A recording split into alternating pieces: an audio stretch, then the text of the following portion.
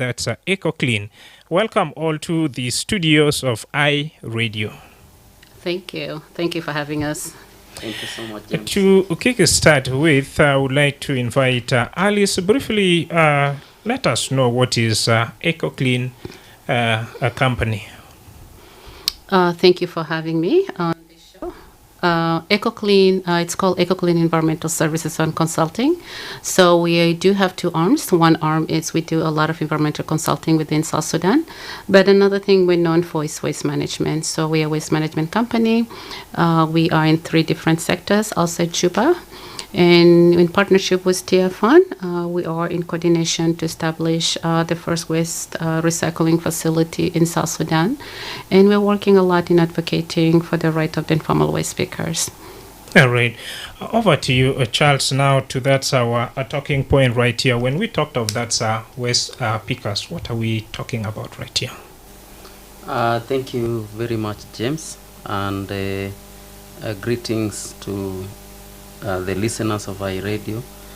And when we talk about waste pickers, we're talking about people who individually or collectively collect recyclable materials for recycling. And sometimes you also find that they do collections at households level, and this is part of what they do for their livelihood, in brief. All right. Now, during the introduction, efforts of these individuals are often overlooked. Now, how significant is their contribution to waste management? Yeah, so thank you very much. The contribution of waste pickers, yes, in Juba, but also in other cities around the world, is very important.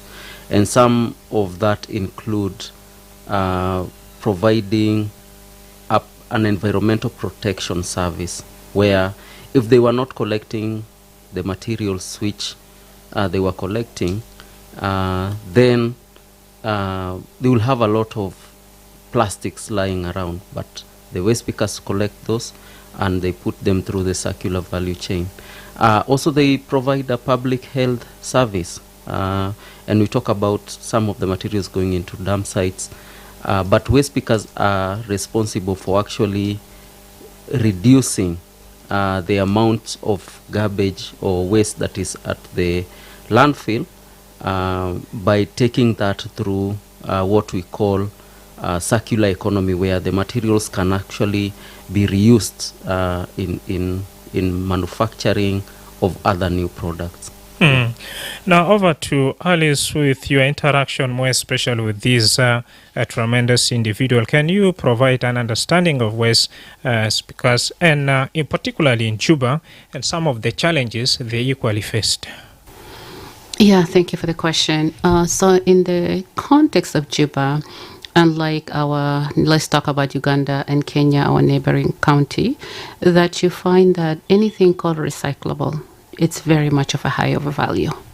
Why? Because the companies are there, the plastic recycling facilities are there, the aluminum facilities are there, but that's something probably lacking in Juba.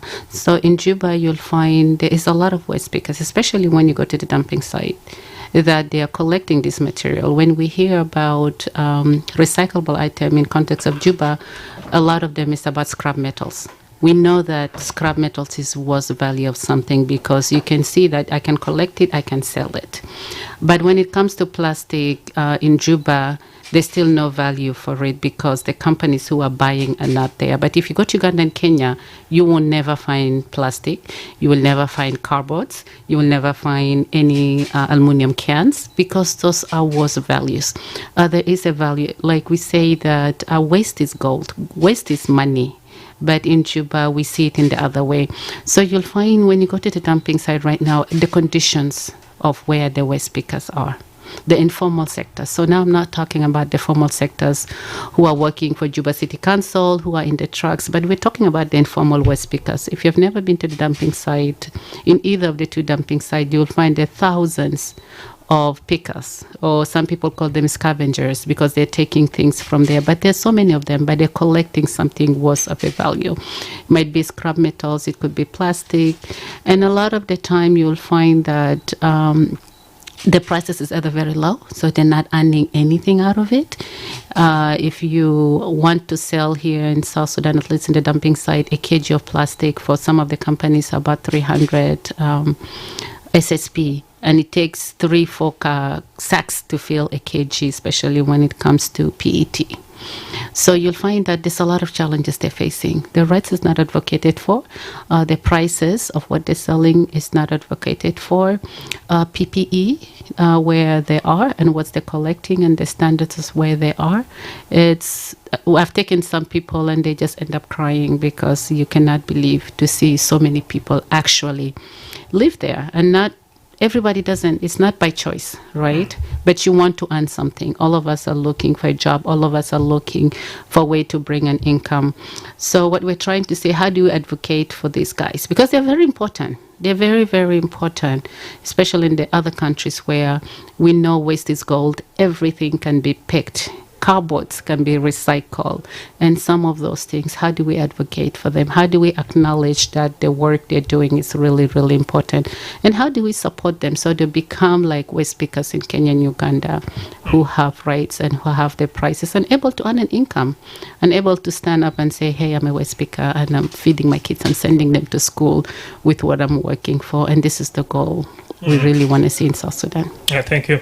Charles, we learned that Tearfund South Sudan is planning to integrate this informal sector.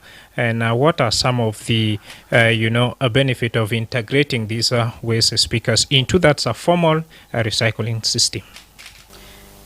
Yeah, thank you. The first one that I can think about, and Alice alluded to it, is the fact that the waste speakers are, invisible and they are not seen. And if they are seen, there is a lot of stigma attached to what it is that they do as a livelihood. And so what Tearfund and other stakeholders are trying to do, and today we had a meeting with a number of civil society actors and local government officials. We were trying to have conversations on how do we make sure that the situation as it is changes. First of all, to try and address the issue of lack of recognition for what they do.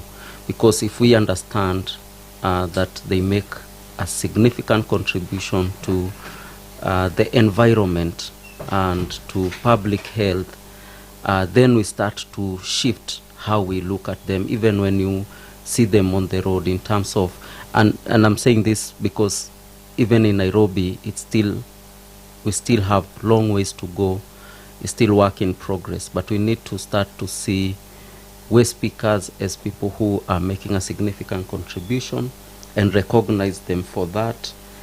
And the benefit for that, then we start to see how to also improve their incomes, and there is an economic element to that, so that what they earn at the moment is very low. We had a mention of a kg of plastic going at 300 SSP, actually, which is not enough. We also have issues of health and safety in terms of their working conditions. They have very bad working conditions, and they do not have safety equipment or protective equipment, so that if some of them are hurt in the course of their work, that means they lose out days, of not working. There are also other issues. For example, you find a lot of women are also working in this, conditions, but also there is also lack of maybe sanitary places where they could relieve themselves, or some of those issues. So there are many issues that today, with the rest of the stakeholders, we were deliberating and seeing how do we look at those issues, and also how do we start to catalyze a process where waste pickers can be recognized and respected for their work. All right, thank you, Charles.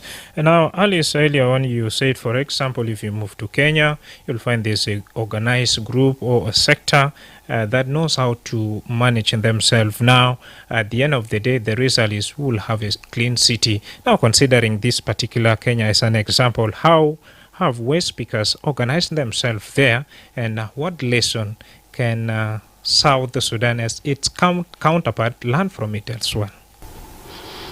I think we have a lot to learn from our neighbors' country, and we're still a new nation, we're still a young nation. But a lot of the things we can learn from our neighbors, especially Kenya, that I'm familiar with when it comes to the informal West speaker, is integrating them, especially the private sectors. We start looking ourselves as one body. The private sector needs to acknowledge that I'm talking as a private sector in waste management sector, we collect this waste. In a lot of places, there's something called a transfer station where this waste is sorted. But for most of the time in the context of South Sudan, it's not. It's taken, everything goes there. So you do have these informal waste speakers that collect the recyclable. So if we're able to integrate ourselves and understand that the informal waste speakers are just another arm that is helping the waste pickers to now collect the recyclable and be able to package it. If you're a waste management company, you can do recycling fine. If you're not, you're able to package it and ship it out to other industries that can be able to do that. So that becomes another helping arm for you.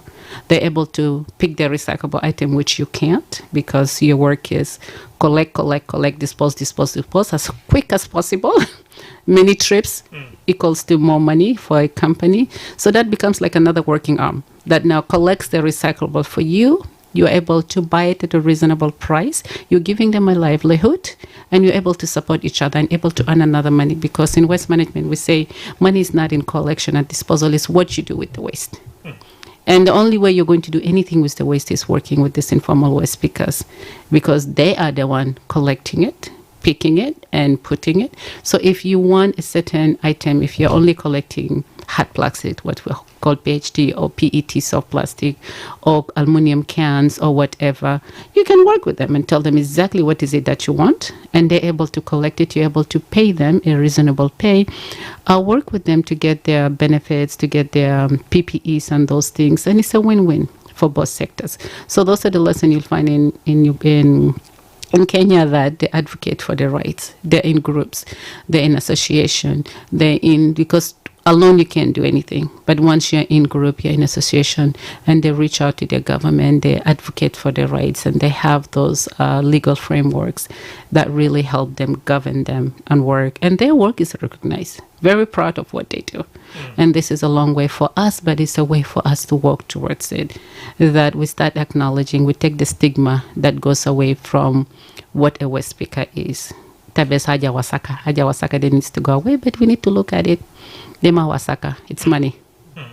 Now, the challenge is, Alice, taking, for example, or marrying the good style of Kenya, one will have community pressure, where you talked of stigma earlier on, and at the same time, most of these recycles or pickables materials are not even generating good amount of money to the pickers. How best can that be addressed? I think the best thing can be addressed, and if you go to these pickers, they'll tell you what they're earning is nothing. Somebody can tell you it takes me $2-3 to do a kilo of plastic, right? And I sell it at 300 SSP. But in order for me to come here, because most people assume these people sleep in the dumping site. No, they have homes. They go back home. They're with you and the neighbors. There are some of your friends and your family you just don't know because they're not willing to tell you, right? There's this huge stigma. They leave in the morning, they come back, clean and everything. You don't know what is it they're doing, because if they tell you where they're coming from, the stigma will come from there. And he will tell you, it takes me 8,000 to get here. Imagine how many how many sacks of plastic does he even have to collect for that day in order to earn for transport, right? So you find that the main issue is price. And it's an area that is not managed, it's not controlled. So it's time for us to reach out, even to local government, to try to see these people. Why is the price so low? right? Why is the price so low? And most of the time you find the people buying from the dumping side are foreigners. They're not local South Sudanese. 90% of them are foreigners. The one that are buying this recyclable item, even in the neighborhood. When you go to the scrap metal place, who are they? The guy going around in the neighborhood asking, Bataria. Who is he? We call them Wewes. So, or Habash. So most of the time it's not us. So we don't know what is the price. When you don't know what happened, the selling price becomes anything the buyer tells you what it is, right? Because you have no idea. So whatever the buyer is telling you what it is what you're going to accept. So when we put them in group, we advocate for their rights. Then they get to travel to Kenya, they get to travel to Uganda, where these things are ending up, and get to understand what is the price. And then you're empowered. And they come back, and then they're like, you Habash, what are you doing to us? We know what you're selling it for, right? And you advocate for the prices, because if we leave the prices so low, they won't earn anything, and they'll continue to be there. We want them to transition. We want them to be the next guys who are managing this recyclable collection area. They're the one buying. They're the one now having the balers. They're the one now having the crushers.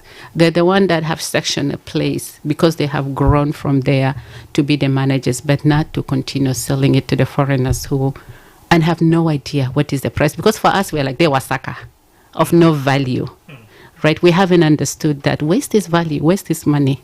But once we get to acknowledge that and we get to know that, we get to put them in group, we get to send them to Kenya, to Uganda, bring waste speakers from Kenya and Uganda, interact them together. And that's the only way we grow their capacity and we're able to really... So the biggest issue is price of what they're selling it for. Charles, we are living in a community where they will ask you, you have gone to school, you have papers, you are physically healthy. Why would you end up, picking waste? For example, how can such kind of question be best addressed? Yeah, that's a good question. And there's no easy answer, because rarely do you find, for example, that someone dreams to be a waste speaker, for example. But a lot of people end up in that because either, they were not able to go far enough, maybe in education, and life has to go on. And that becomes, what we say is that there is low barrier to entry into that kind of work. So it doesn't require, for example, if I wanted to work here in the radio, it will probably require a lot of qualifications for me to be able to come here. But if, for example, I fall on hard times and things don't go as I expected, a lot of people then resort to some of this and, informal sort of work, which what is required is just your energy and your how much you can be able to collect, and then someone earns their livelihood. And maybe I answered that, but some also they found their families doing that, and maybe they have inherited and taken it after,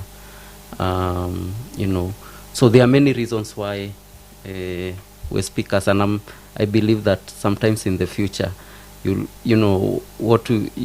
can help you to get someone that can come actually, and people can hear their stories, because they are many and varied, and some very beautiful stories about waste speakers and their lives. And Alice abzit besap fi kalam al Charles bugu leta bielga fi Juba Sudan مثلا neta rajel wita mshi fi madrasa garetu lekin lo nasja lai sugal James wala Charles wala Als gad bilega to kirsal yande bugul fadia kibira bugul bedabshino. والله لناس كتير فعلا زناننا كله شغالين في محل تاني فايد especially نساوين ناس كتير واصلانة قال لنا ساوين ما في سيكتا دي لنا ساوين ما دير اشتغل لكن حقيقة تانا في جنوبيني أنا ذاتو قالت بيشتغل قال كلاس تجيبوا وساكا في بيت تالي وصل بيجيبوا وساكا مرة تاكي بورا لقيتو كريستالات قالت بيجيبوا لو فادية تالي دك جيبوا لنا فادية لكن يادي في بيتي تانيت ذاتو ما في ناس بينهم بيجيان lakini asan kere mara take roa lake to kristal rajibu dete bika fadia altajibu fi bet.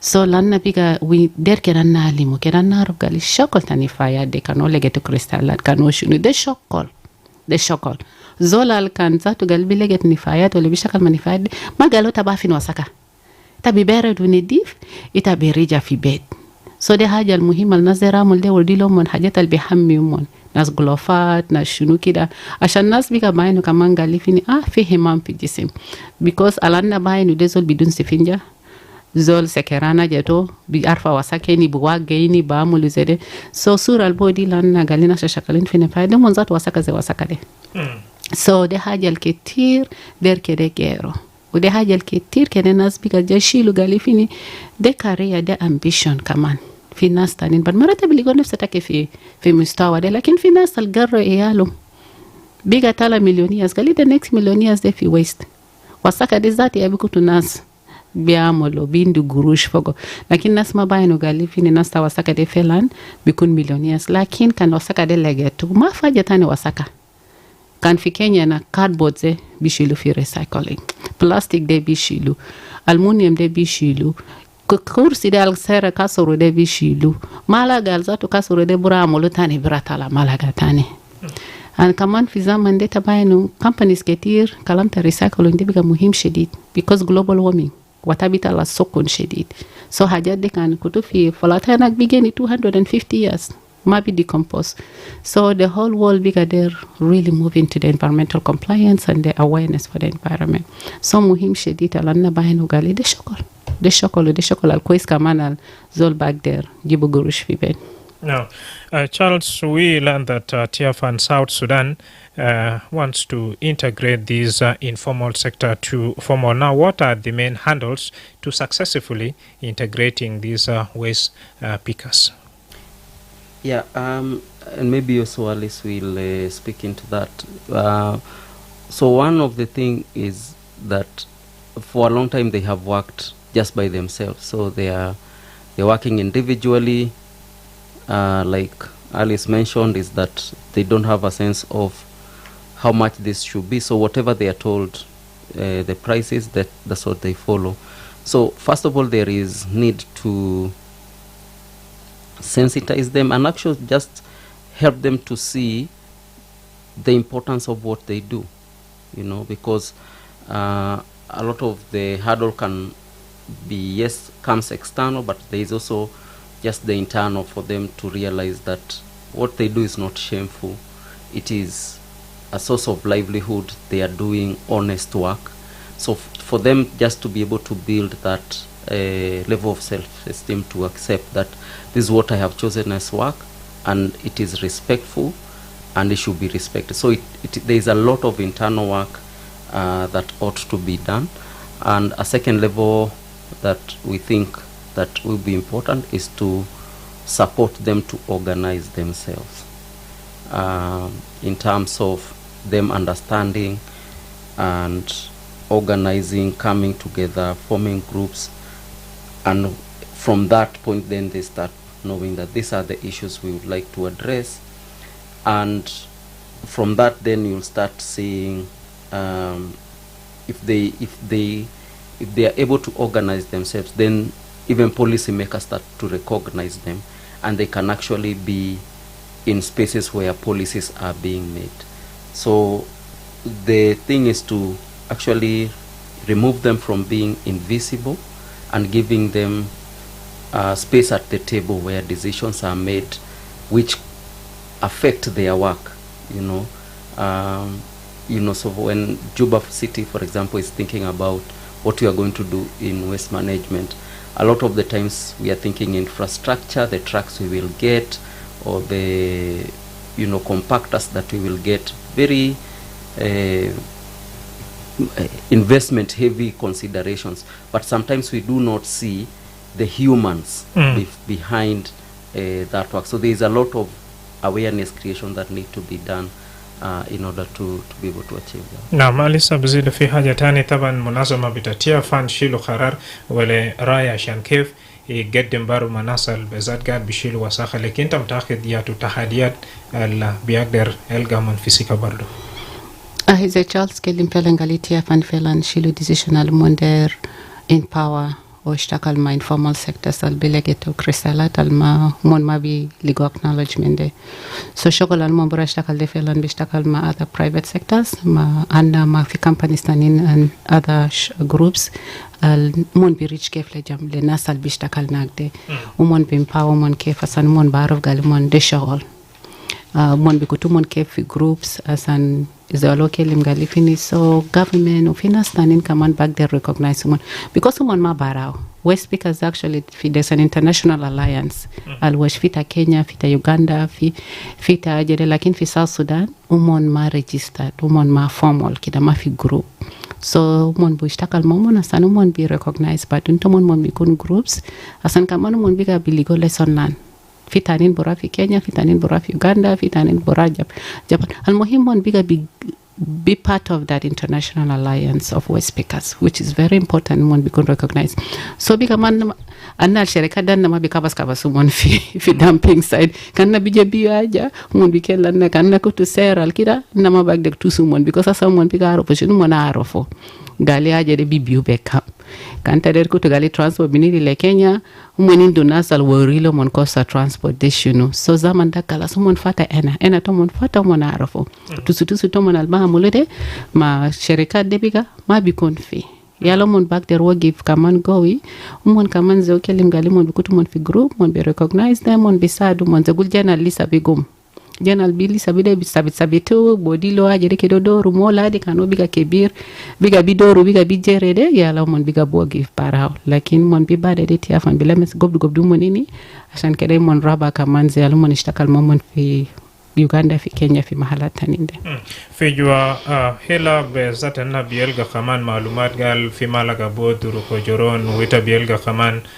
مثلا مقوى ويا بيجا خلاص بيزنس جري في خصومباب نازل بقدر اشتغل كيف عشان بعدين ما في شعوبات بكون بيطلع من كوميونيتي بتاعنا وشغل كمان بتلاقي رسالات وباقي حاجات تانيين بقدر امشي كده والله ajatanin de kan zola ro gali fi le cristal fi guru sanna kulu bara lagetu de kan itaru galta bilegetu fi ajeta biligo zama de kan tende watanta dugu pek takinakta biligo de ma biligo de tabal na skulu biligo fogo because na saro fo gali fi ne kan mon shilu asade bidafata haja alta boramo fi bed so but especially lanna fi junubal I think 75% of the youth are employed so lakin kan taino nefsa teriga al kristalat biga ajere scrap metal mafide de nefsa haja kan biga nas biga mader sibo plastic ajere kedaino hajal bamul environment tanna moyo kanja moyo bijere hay mande kan motoro jabes kristal galana yaw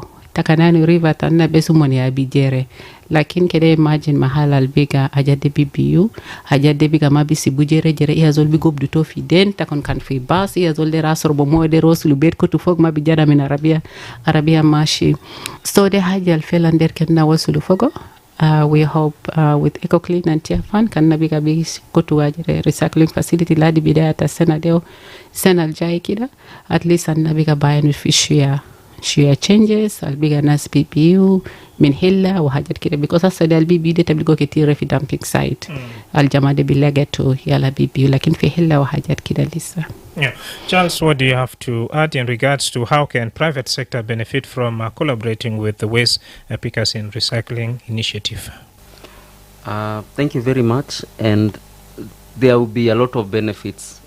For example, increased recycling, for example, because the main reason for recycling is also so that we do not use new material and actually deplete the few resources that we have. So if we recycle, then that's a huge benefit to the circular economy. There is also a huge benefit to creating sustainable livelihoods for waste pickers. And that, you know, when Alice was talking about prices, if there is a mechanism to ensure that there is a fair and transparent pricing mechanism, then that is good for everyone, because the idea is to make sure the people who, waste pickers who actually are the backbone of recycling, actually are able to benefit you know, from what they are doing every day. And I think the other bit is that we then benefit from their extensive experience and expertise which they have gathered over many years of working in that sector. I'm sure if the issues that, for example, the city could be challenged with in terms of segregation of waste or waste there, say, we had a lot of conversation this morning about mindset change.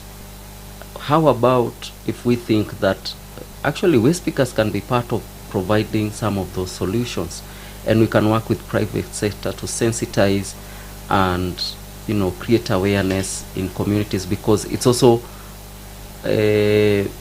goes to be a personal issue.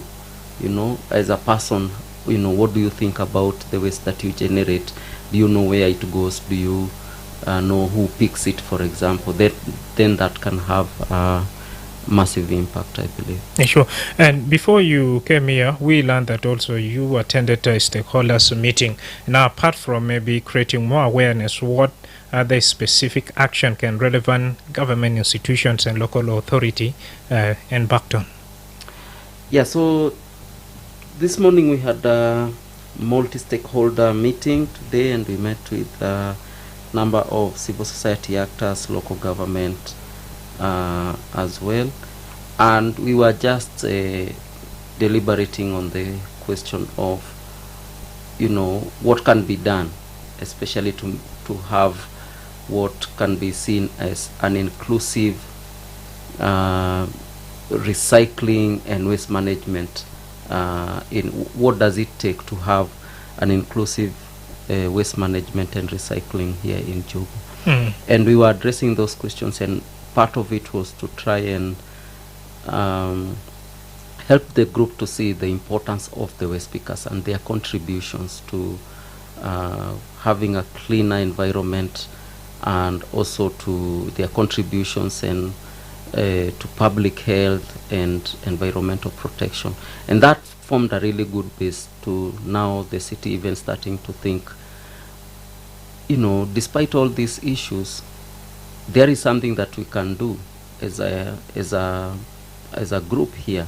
Maybe we can start with helping people to see things differently and doing creation of awareness and things like that. Right, thank you very much Charles. مستمعين في كل محل بقى فرصة لقلو عندك أي سؤال ولا تعليق تسأل توال مانينا في داخل الاستوديو بجاي تبع الناس قاعد بونس في مودوتا لقيتو كرسال ولا أوساقة تانين، وفي زيادة كمان في درجة حرارة وتبقول شنو بدا في خطوة المنظمة بتاعتيا فان، وكمان ما باقي منظمة ودرجات بتوقمة كمان المون قاعد بيجا اشتغل مومن سوا.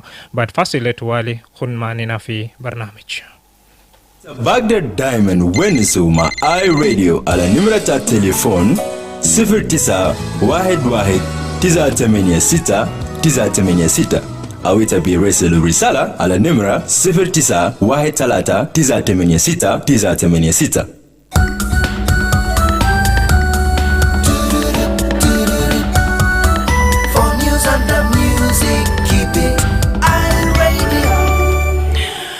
نعم في زمن بتاسة توالي 09 وايد ولا 2-2-9-86-9-86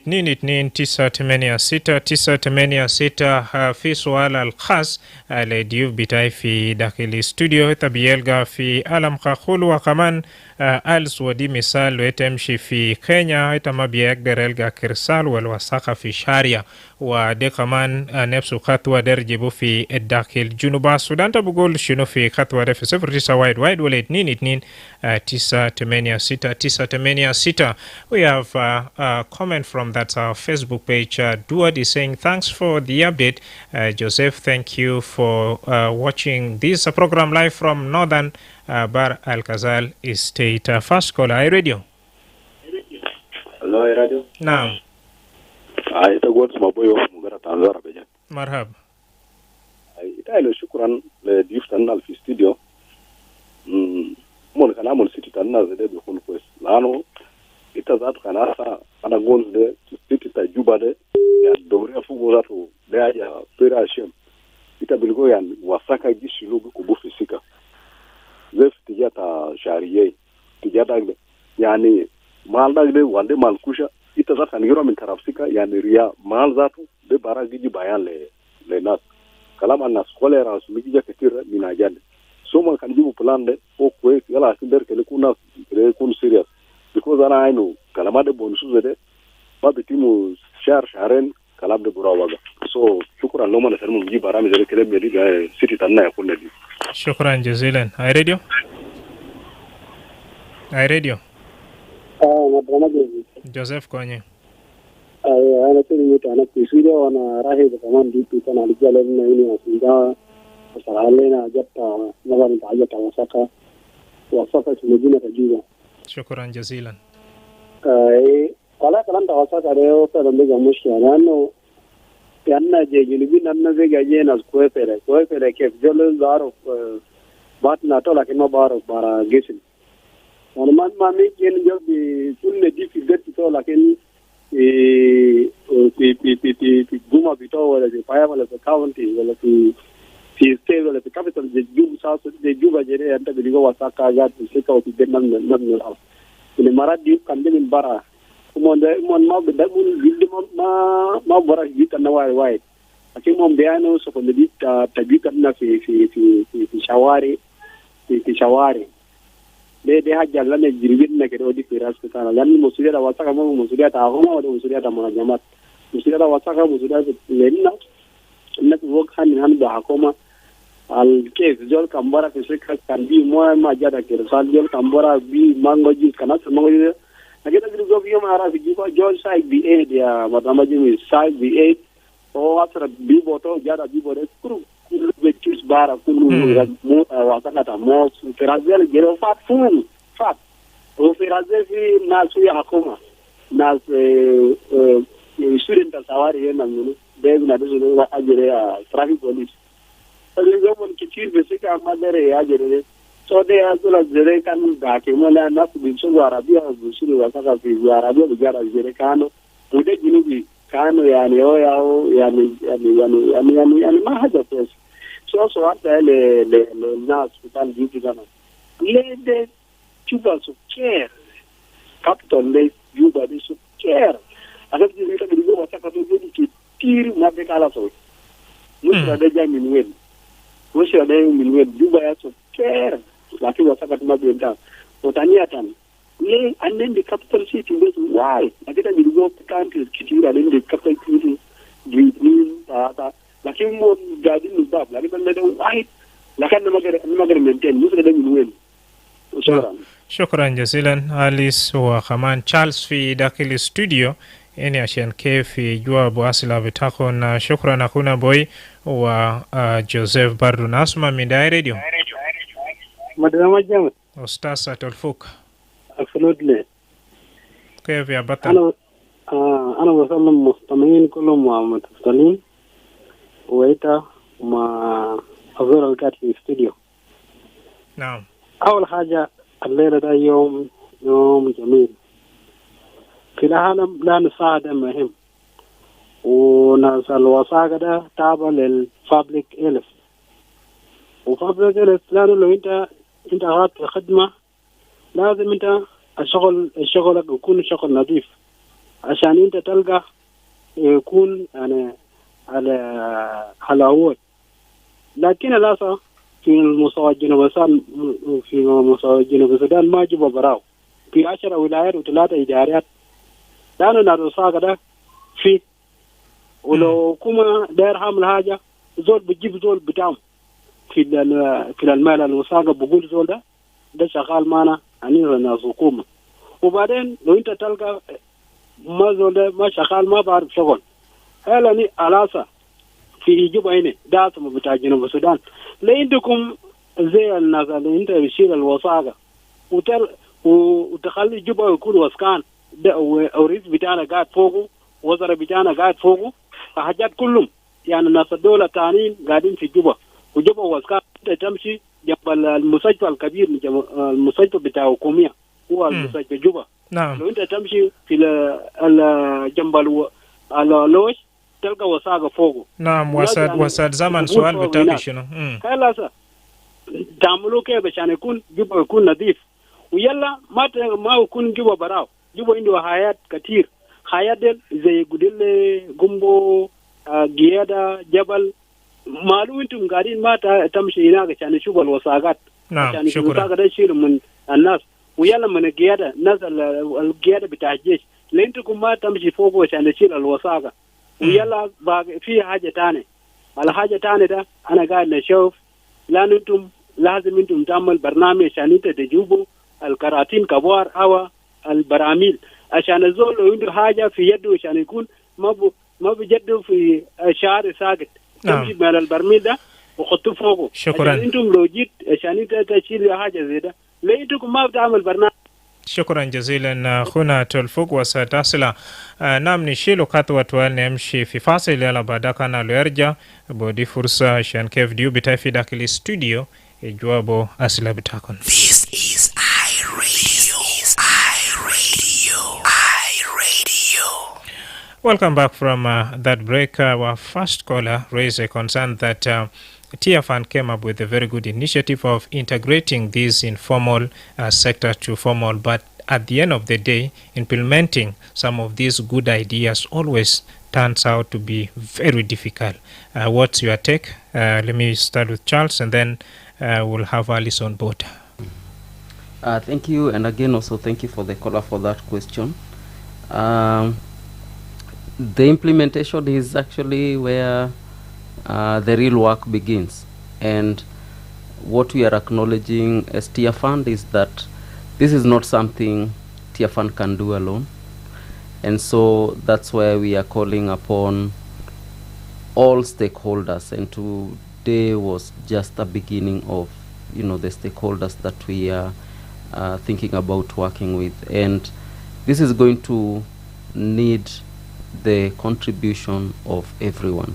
And that's where we are saying, and our rallying call is that it needs to be inclusive, including the many informal waste workers who are working across Juba. Because then if we pull our hands together in such a way, then I believe there is nothing which is impossible. So mine would be to say, as big as the challenge is, let us know that it is not a one person challenge, but it is a challenge for all of us. Alice, what do you have to add? And at the same time, we have Joseph that Junubin is having a mindset, girl, to keep a city clean. It's a responsibility of the government alone. Your reaction to that as well? Sure. Thanks for the caller for that question. And indeed, this is a big elephant. It's going to take all of us in order to do so. And we're glad that the stakeholders meeting today really brought the NGOs, the government, the civic society, the private sectors. So it's a really good platform. And there was a lot of commitment that was done in that meeting, including another stakeholders meeting coming up. And then we're calling other stakeholders to join us for those meetings, and really think that a lot of people saying, yes, I think it's about time we do this. So it's not only Tearfund alone. Tearfund is leading the initiative, but there's a lot of other people behind it. And we have all acknowledged that it's going to take all of us in order to really bite this elephant and make sure that it happened. So we're really hoping that that's going to be great, and everybody's working towards that, including, I think, we all committed that March 1st, 2026 is the International World Pickers Informal Sectors. Yeah, International Waste Speakers Day. International Waste Speakers Day. That is March 1st, 2026. So we want to make that happen, and we're going to make it in a big way, that waste speakers are involved, and it's going to be an amazing day, and we're really going to do the awareness to bring that awareness into that, because this is a very important sectors, and it's a very important sectors in order to solve this other question Joseph was saying, that the issue of the waste. Is it just a government responsibility?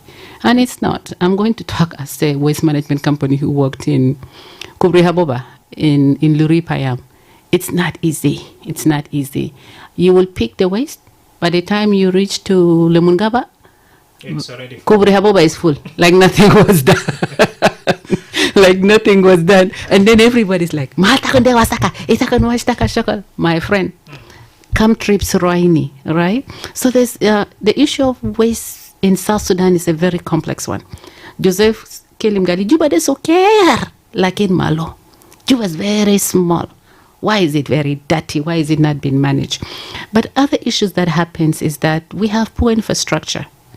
Imagine these trucks are not able to go into the neighborhood. What happens? The V8s are going to bring it where? To the street. Because that's where the trucks are able to pick it. The gari people are going to go into the neighborhood and bring it with everything they might, because I'm in the neighborhood, I'm somewhere in Gure. There's no truck that is going to be able to make it for me there for my waste to be picked. I'm going to, a small boy who's going to bring it out to the street where it's getting picked. Or I'm going to burn it.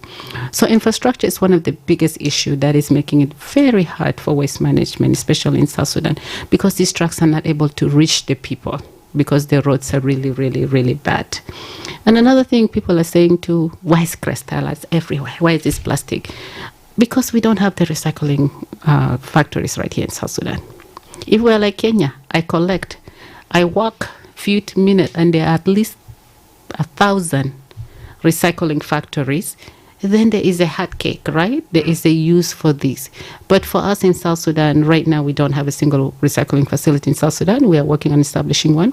But it makes it difficult. We only know scrap metals, but there are other things in waste that is when you start picking.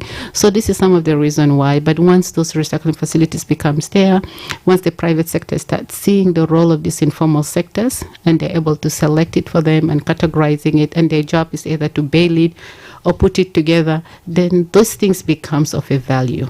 Right now in South Sudan, a lot of the what we call as recyclable items are not worth of a value to anybody. That's why it's everywhere. People come from Kenya like, what? These things are all over? Because in Kenya, you cannot see it. Even in Uganda, it's worth something. So this is some of the issue that waste management is not only the work of the government. It's the responsibilities of all of us. All right. And our challenges are just great. All right.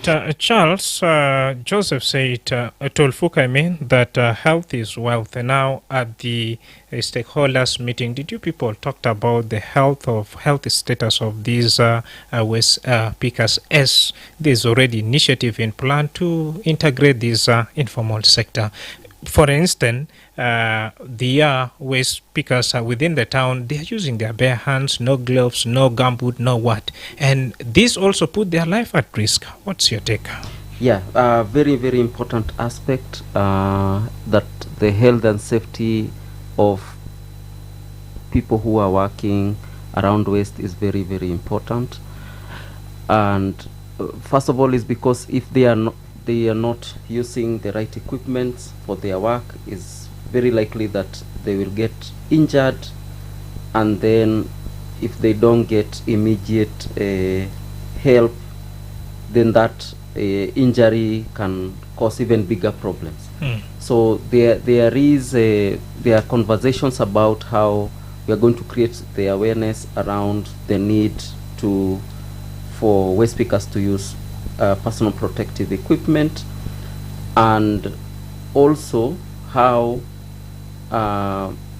because sometimes, and I've heard that in Kenya, if some of them, they say, if I wear a glove, I'm not able to know, I use my hand to know the texture of when I feel is when I know what this material is and whether it is valuable or not. So there is a lot of awareness that need to be created even amongst the waste pickers themselves, to know that it is actually for their own good to be able to use this protective equipment. But it has to be done with their participation. It's not something that we are from a top down that we are insisting. We are not imposing that on them. It is something that we'll have to work together with them. All right. Thank you. We have come to the end of our conversation. Alice, in 30 seconds, your final remarks in regards to our talking point. I just want to say thank you for having us. This was a great conversation, and thank you, Juba, and thanks to listeners for listening with us. And we just hope we'll have this conversation again, and this issue or these topics on informal waste speaking becomes a household discussion. This is not the last you'll hear from us, and we'll continue to do the awareness. Thank you. Thank you. Charles, over to you. For For me is that, and I had a caller saying that, why Juba or a small city, big problem. I think let's not be so hard on ourselves. And you'll be surprised that you come to Nairobi in Kenya. There are places where you'll find, that we are not doing so well. So my appeal is that we don't judge ourselves too harshly. This is work in progress. And, I think they were comparing at some point that recycling rates are low, very low in many places. And so we just need to be able to start small, for example, in terms of inclusive recycling, and ensure that the waste pickers, who are the backbone of recycling, are actually integrated and they are involved and part of the system as Yeah. it grows. Yeah. Thank you very much, dear listener. Up to here, we have come to the end of our conversation, focusing on that integrating waste speakers, an initiative aimed to raise awareness about the crucial role of these informal sector, promote their integration into formal recycling system, and I highlight the benefit for Juba and the broader community of South Sudan. I would like to thank Charles Maina, Tearfund Senior Associate for that's Informal Livelihoods, and Alice Sabuni, CEO of that's EcoClean. Thank you all for coming, and thanks also Tearfund for being behind this particular tech show. I've been your host, Madrama James. Pleasure to be with you.